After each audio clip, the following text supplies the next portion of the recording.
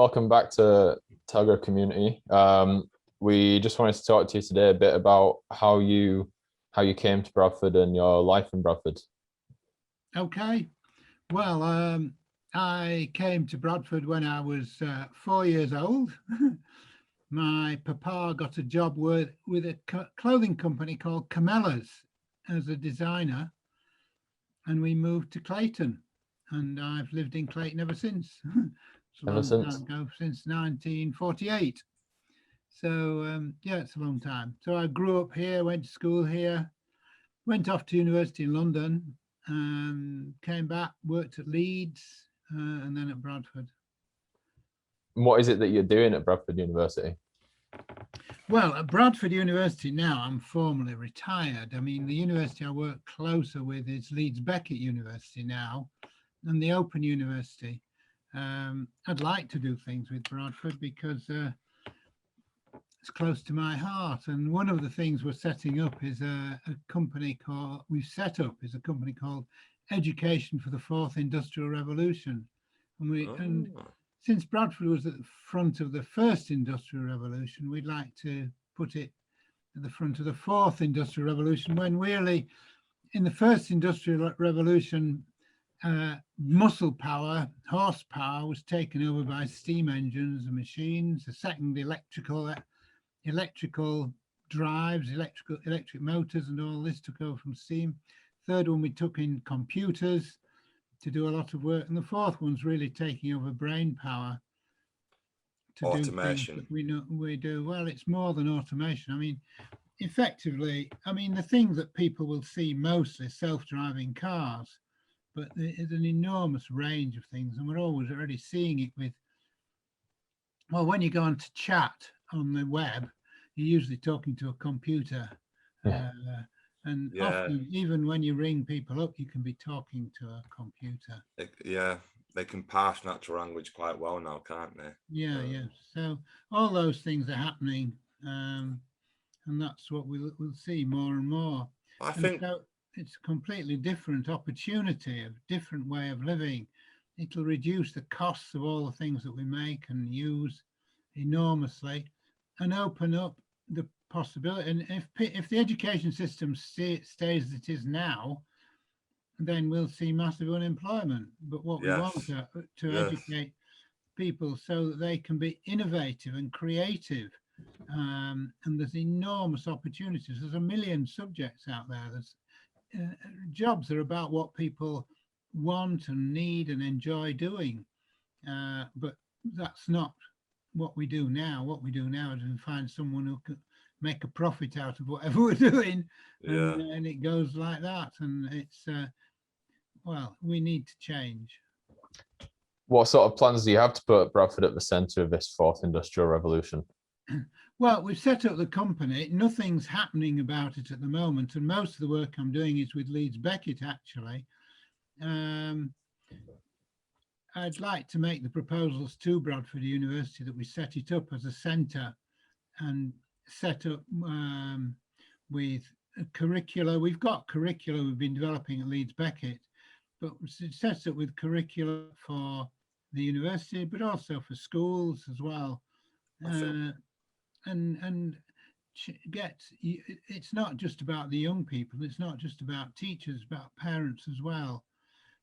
One of the most important things about education, which is education so that you enjoy education, so that it's something that powers your life. Knowledge powers your life, because that's what the fourth industrial revolution is about, is also appreciating what enormous talents young people have. And the real problem with our examination system is that it really says, well, the person at the top's okay, the rest of you aren't very good, and it puts people down. And it also only deals with, well, if you're lucky, 12 subjects. There's a million subjects. I mean, it's ridiculous. You do need maths, and you do need English, and you do need various things like that. But it's about having confidence in the young people that they've got the ability to do anything, really. It's having it's having, and it's the young people themselves realizing that they're standing on the shoulders of giants. I mean, I often look at poor families where the mum and the dad are battling against all sorts of things with enormous ability in making ends meet, in providing food on the table, or seeing that the kids are all right, and doing this enormous challenges. And yet the rich people that people look up to never have any of these challenges. They could probably be completely incompetent. I mean, I always joke that the Queen probably has somebody to wipe her bum. So it's that so the young people are coming out of home. Well, in Bradford, over 30% of our young people are growing up in poverty. That is not a scandal. But even worse than that, they're told that it's their fault. It's totally untrue. And actually, the parents and the people who are supporting them are incredibly capable of making ends meet and doing all sorts of things.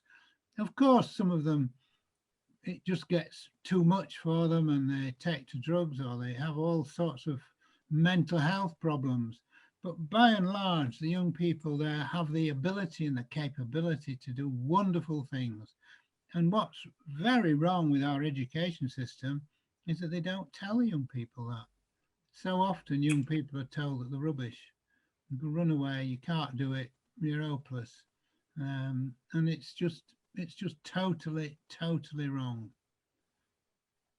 Yeah, I completely agree. A lot of them are drilled to be cannon fodder, but we don't even need cannon fodder anymore. So, you know what I mean? Well, work Yeah, for us bloody to put up with hours only contracts. What on earth is going on there? Yeah. It's unbelievable. And so we see young people doing things about climate change. I'm involved with a program called Manifesto for Youth, in which what it's saying is that we want young people to appreciate the world they live in. And so we'll give them free transport. Why shouldn't young people have free transport? The old fogies like me have it. Young people should have it. They are the future. They are people who should appreciate how good it is to live here. So they have free transport. So as on the weekends, they can go off somewhere, go and explore places, go walking. They also say that they should have free education. At the moment, we have this. So young people go to university. I mean, the people who send their kids to private schools, they've got plenty of money. And so the kids don't end up in £50,000 worth of debt. It's unbelievable. Mm. What a millstone to start your life with. Yeah. And actually, it is no cheaper for the government to actually do it with to pay for the education than it is at the moment for what happens. I mean, they say if people don't earn more than, I think it's £26,000, they don't have to pay the stuff back. But it's a very great incentive not to earn any more and to keep wages down. And at the moment, they're going to reduce that, I think, to £19,000. But so who makes the money out of it? It's the bankers who lend all the money, charge the interest on it. Whereas what we should be doing is giving people free education so they don't have the burden of this millstone around their neck of £50,000 of the debt, because it's on their credit ratings and everything else. So it does influence their lives in all sorts of ways. As well as that, there's the housing. How many young people are having to live at home because there's no decent housing for them? That's another outrage. So that we should have, young people should be able to leave home when they want to. They might be 16, they might be 18, they might be 25. But the housing and homes for young people should be affordable, and so they can be themselves. And also we have this dreadful situation for the students who are finishing now jobs. I mean, it's unbelievable. Yeah. We have Gordon Brown, the Prime Minister, the last Labour Prime Minister, who set off this initiative of 1 million jobs. But we Need need 10 million. that. It's you know, you have people with degrees working at McDonald's. Well, I'm nothing against working at McDonald's, and you get a lot of skills and you learn a lot about people. But these people have got degrees. They could do a lot more for society than working at McDonald's, and yet we don't. We just well, we let them do it, and they're lucky if they can. There's so many who are unemployed. It's a complete utter waste of talent. And We also don't. Bradford, Sorry, go on, Danny. Do you agree as well, John, we should reinvest in vocational education? Because, I mean, you were talking about creativity, and I think people underestimate how much creativity is like just iteration and comes from experience of hands-on experience with stuff, and then the problems become obvious and the solutions become obvious. And I think since we've lost a lot of our industrial base, we've also lost a lot of innovation and ability to create new technologies and stuff like that. And I think, you know, Germany seems to have gone a different way, and it seems to have paid off for them. And I think that'd be a way of creating jobs, avoiding the university debt trap and all that kind of thing. No, I think well, innovation, as you said, creative is bringing together different experiences. And so for young people, I mean, in my day, we used to hitch everywhere, but you can't really hitchhike now for COVID reasons, if nothing else. Yeah, as well as anything else, yeah. But innovation is about the breadth and depth of your experience. And so practical, so, I mean, it's a scandal that people do not learn to cook at school. I mean, and so the innovation and creativity in cooking and the rewards of cooking are enormous. And it gives people, you know, people can stand up and do things. But it's not just that. I mean, you talk about vocational, all the vocation, we should be able, people should, well, they used to call it woodwork and metalwork. They changed all this so that you could design a good cake. I mean, it was just so you could work in a firm designing cakes. Well, that's not what it's about. You know, design and cake is an experience. You're absolutely right. But we want people to be able to cook and make their own food and enjoy the food of other cultures that we've got in Bradford and share those things. So we need cooking back in schools, and the practical side of things as well. It'd be good to have all the technical sides of building things. Well, we used to call it woodwork and metalwork. Design technology, it's called now. It's you know, that's not done now. It's done by computers. Everybody, it's just that's the way. But if they did woodwork and metalwork and built their own stools and tables and chairs, and they made things out of metal, that's enormous experience of doing all sorts of things. And also, I think what you say about vocational work, yeah, everybody should know how to sort out the electrics in a house and what to do with the Wi-Fi and the television and all that. Why not? It's really important. It's really good. And it lets people, it's a very good basis for innovation. But the worst thing that they're cutting down is on his practical science. Practical science puts you in a new world where you're doing something that nobody's really had that you in your normal life won't have had experience of, and asks you to get real results out of it, science results out of it. And yet what we're seeing now is practical science is being closed down. The rest of the world saying how good practical science is, and Britain's closing it down. We're going back to the we had practical science in the 1930s. We're going back to the last century. It's just utter rubbish. And you can see it in like the league tables. We're falling down and down and down. And yeah, I feel our education system teaches people just to memorize and repeat stuff. I'm quite shocked by the amount of people who come out of university who all talk exactly the same, almost word for word.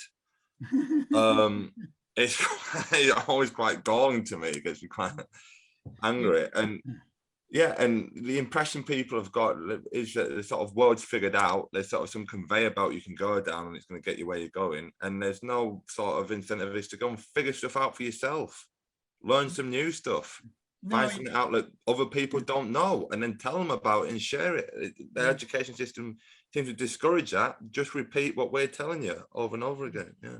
Well, that is utter rubbish. I mean, robots are much better at repeating things. They remember it and they don't forget any of it. So, and that is just an utter waste. What you need is a breadth of experience. I mean, I often I do a lecture in China. So you'll get these, and usually I'm lecturing at the top schools and the top universities there. Wow. So the kids all say, students all say, and what do you know, I'm talking to them about innovation and what they can do and how they can do it. Usually that's the sort of thing I'm talking about. And they say, well, what do we need to do to be innovative? And I look at these students. So you go to top school, they'll do they'll do the same curriculum, the same sort of 10, 12 subjects. They're all working towards an exam, which is their school leaving exam called the Gaokao. So they're all working hard for that. And the ones that really think they want to get on will have evening classes in English, in maths, and in music. And so you've got this, 300 people in the room that you're talking to, and they've all had exactly the same experience. You know what I mean? So one of the really important things for innovation, where Bradford's so well suited, is diversity. Because if you're brought up in a different culture, I mean, the first important diversity thing is boys and girls, men and women. Both of them are brought up in it. However much people try to bring girls up as boys and boys up as girls and make no difference, in actual fact, society does have enormous pressures on them, different approaches. And so putting people together in teams, boys and girls, is really, really important. And being able to listen to what other people are saying, it's a really, really important aspect of diversity. It's not just that you know all the answers. Whatever answers you've got will benefit by sharing them with people of the opposite sex, or people with a different culture, and people of different ages as well. So so one of the things that our education system does not do is the ability to be involved with diversity. There's somebody at my door, so you'll have to stop the recording. I must go and let them in. It won't be a sec. Sorry about that. It's the postman at the door with a parcel. Anyway. No worries. So we were talking about diversity, really, and the enormous value of diversity and the enormous wealth that we have in Bradford of such a very diverse population. And it's not generally appreciated, but it's not appreciated in schools. There's so many still. Yeah, well, there's so many. You're using a different definition of diversity to what the government and what society in general in the UK uses. Normally it's you get a bunch of people with different faces together and they all have to say the same thing. And what you're saying is you get a bunch of people from different backgrounds who have to talk to each other and listen to each other. And that's two completely different ways of that's what your way of doing it is a functional way. The current UK system is not particularly. Just a PR strategy, isn't it? Yeah. I'm looking at it from what's required for the future, for the fourth industrial revolution, and we have in Bradford this enormous wealth. Excuse me, enormous wealth of diverse population, diverse cultures, and if we say to them how valuable these are, and whether it's just being boys or girls, we don't want people coming out of school all trying to behave like white middle class boys, and that seems to be the aim of most of the schools. It's unbelievable. It's crazy. Yeah, and we're leaving a lot of valuable things just on the table. Like, we run it into all the time with some of these community groups we've interviewed. Their kids, if they don't have the English language skills when they enter school, they're just left behind. Even if they're talented, quick learners, they're forced into classes which they can't understand because they haven't got the English skills. They're not given extra English lessons to catch them up.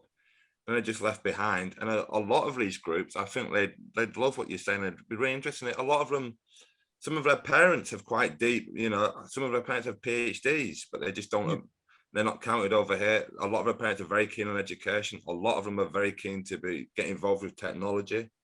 They've had to, because they've had to move about, they've had to get an appreciation for how the sort of world changes and pay attention to that. And obviously anybody who can look can see what you're saying, you know, this sort of technological revolution, fourth industrial revolution with artificial intelligence is going to reshape the world, and they want to be a part of that. So yeah, I think Bradford does have the potential, just as you said, to be at the lead of some of this stuff, if that potential is, you know, actually invested in and not just sort of dismissed by the wayside, because like you said, it doesn't fit the cookie cutter outcome of what we want people to look and behave like. But what we That's another advantage of Bradford. Yeah. Because in Bradford, people leave it. Sorry, go on, John. No, what we want people to behave like is a disaster. It's not. It's taking us down to the gutter. It's taking us back to the 19th century or before. Yeah. Ridiculous. The Gilded Age, yeah, the wealth inequality, the class inequality, yeah, because to get a bit political, from what I see, the working class is already not a lot left of it.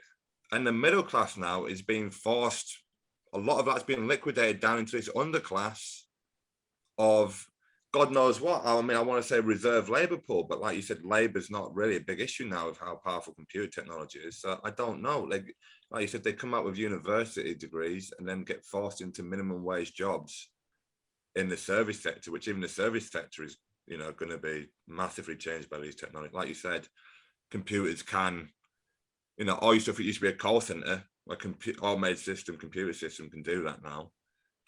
What's going to be left for these people? Yeah, and we're training them for positions which don't exist anymore. And then and then forcing them into sort of debt slavery and minimum wages with enormous debt burdens and for jobs which are going to be disappeared. And then what the hell do we do with them? Yeah, I agree with you, it's a disaster. What are some of the ways you see out of this? I mean, you've talked about mixing boys and girls and getting people with different experience talking to each other. Is there any other ways? Yes.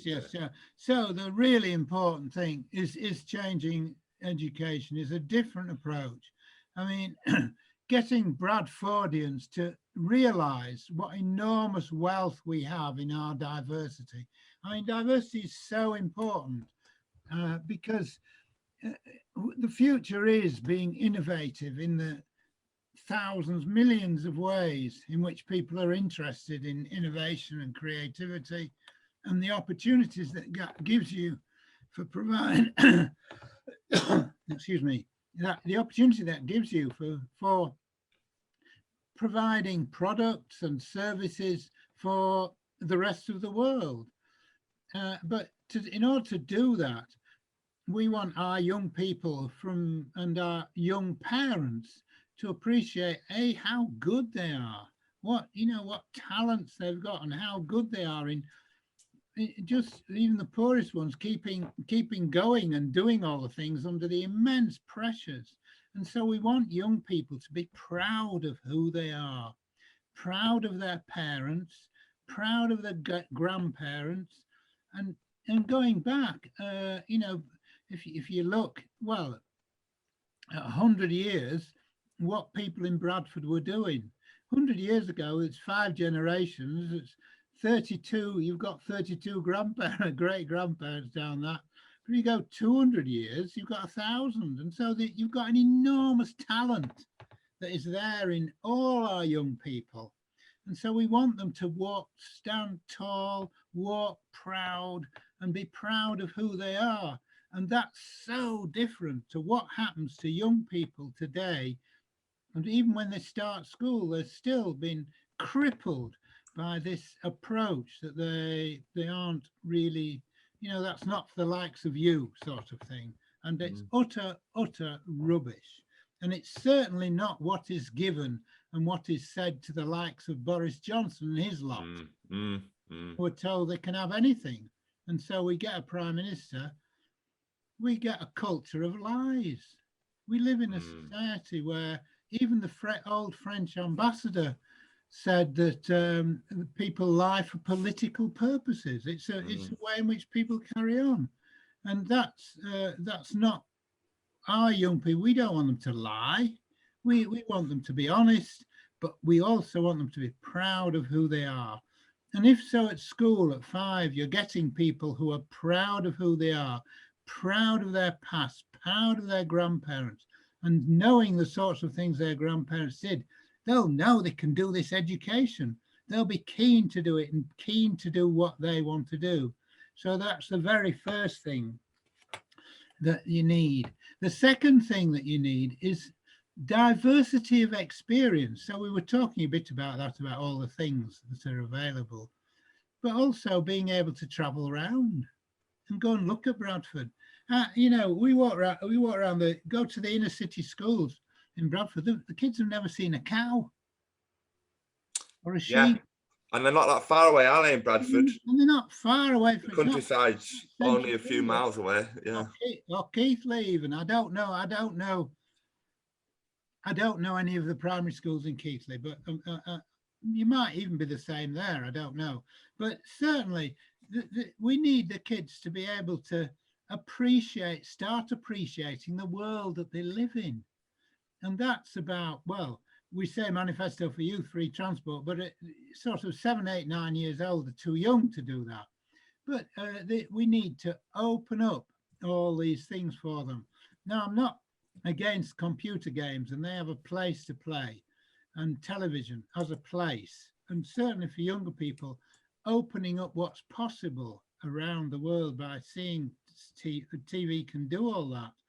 But certainly they've got to be doing it with their hands, their mind, their paintbrushes, their writing, their poems, their music. They've got to be doing things, and we've got to change. So the education for young people up to the age of 10, 12, 10, 8, 9, 10 wants to be something where they're starting to appreciate what a wonderful world they live in, and how great all the things and the not opportunity, but all the experiences that they can have, whether it's in plants, insects, their parents and what their experience is. That's what we need to be doing. We're not doing that. We have these SATs. You've got to be good at English. You've got to write all these things. You've got to do the maths. If we show them what's going on, that motivates them to do the maths. The maths isn't difficult, but it starts to be difficult when that's all that they're told to do in school. And they think, what on earth am I doing? Yeah, this? once it's got context. Yeah. So they need to see the maths and the English and the foreign languages, their own home language, if this are really, really valuable. And multiple languages are wonderful things for brain development. So people need to understand and value all that. So by the time they get to 12, that they've got a big, they've probably been to the seaside. At least they've been to the seaside. They've been up in the hills and walked around the hills, and they've been and seen the countryside. They've seen what it's like in a factory. They've probably been to a sewage works, all these sorts of things, to start understanding what goes on in their lives and how things are fitted together. And so, but by the time they get to 12, then they start thinking about diversity, because up to that age, everybody's the same in a way. They don't really see there's different coloured skins or anything like that. But beyond 12, they start thinking that people are a bit different, and that's a valuable thing. And starting to learn to listen. Now, it's very hard to do that. And at university, it's second or third years really before the boys learn to listen. The girls are a bit more advanced than the boys in that. But it's about learning to listen and learning to think about what you can do and how you can be innovative and practical science. So you're talking about the sorts of things, cooking, electrics, all these other skills that they need to know, house skills, so that they're using the hands, they're using the brains, they're using all these sorts of things to try and to understand what they can do and how they can be innovative. And also sports. I mean, sports are really good on team understanding and sharing things and doing things together. So that as they get to their GCSEs, they're a much better ordinary ability in doing things, and the world isn't a place that's full of mysteries, but they can mend a fuse, you know, they can cook, they can do all the basic things, and they've got confidence in themselves, in their own ability. They've got a can-do attitude to things. And then as they get on to their A-level sort of level, they can run teams of people to wire up houses or build houses. They can do practical science, and they do understand, and they're starting to understand how valuable it is to work in teams and how approaching. And so that, and as they get slightly older, I would say 17 or 18, that they actually go out into the world and they do projects in local companies or local shops or local libraries. And what these people do, often they send people out to do this in the libraries, and they end up just making the tea. It's not what they want. What we want is for all these people who get young people coming in is to say, oh, we've got a problem with so-and-so. We don't know why people aren't coming into our shoe shop, for instance. We think it might be this. So what we're doing is we're putting young people into a situation where they're tackling a problem that nobody knows the answer to. You know, the shoe shop, the person who makes shoes doesn't know why they're not buying their red shoes. And they want to find out. Nobody knows. And so you're saying, or it might be a little research group at the university who are doing something about astronomy. Nobody knows the answer to that, and they're having a go at finding out. So it's opening up the world. It's taking the lid off, isn't it? This is you can do it. And 16, 17-year-olds can either do it either by themselves or can do it in a little team with the other people who are working there. But you're saying to them, and certainly it should be done at university, you're saying to them, what about this? Can you sort out this problem for us? This problem for us. We don't know the answer. Nobody knows the answer. You can do it. And so they have a go at doing it. And after 6 months or however long it takes, they look back and they think, oh, well, I didn't do right well on that. The first time I've done it, we made a bit of a mess of that. Next time I'm going to do this and this and this. So the next time they do it, they're much, much better at it. They're much more approach. And so you're running them. And the benefits to the local industry and the local commerce of having someone who's actually tackling problems they don't understand are enormous. And so by the time they get to their second or third year at university, and they've done this 2 or 3 times before, they will be really good. When you give them a problem that nobody understands, they'll be able to solve it, either individually or in a team. And that is a completely different education to what we give our young people now. And the people who walk out from doing that will walk tall, will have a can-do attitude, and will be able to work with other people to solve all sorts of problems. That's a million miles from what happens to our graduates today.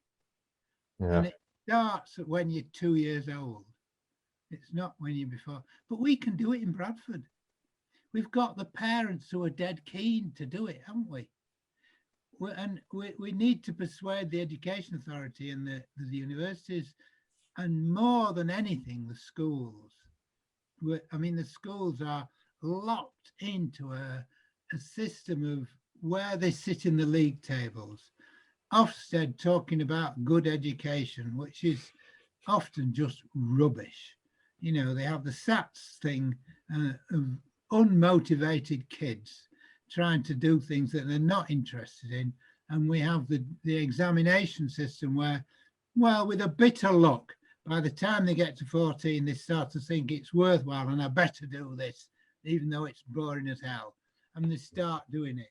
We need an education system that celebrates what young people are and what they can do.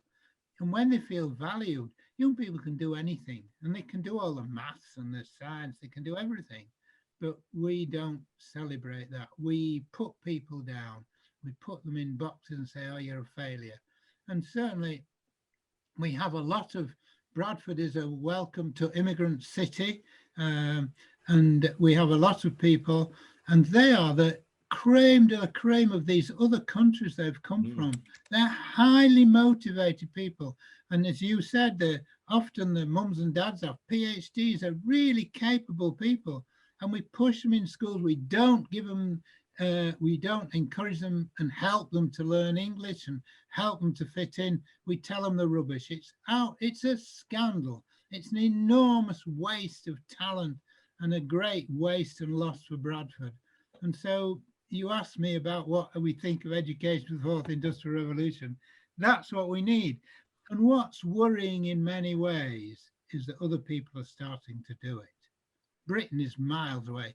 Our British government has not a clue about what's needed. It is what we see and what we hear from the department. Well, there were very many capable people in the Department for Education, but they were all sacked by Gove, who said, no, this is what we want. This is education, you know, and now we're teaching people Latin. Well, I've nothing against Latin at all. But flipping heck, if that's what the vision is, heaven help us. Yeah, so there we go. We've got a plan to go forward. We've got a plan to do it in Bradford. Thank you so much for that, John. Hope to speak to you again soon. Thanks, John. All right.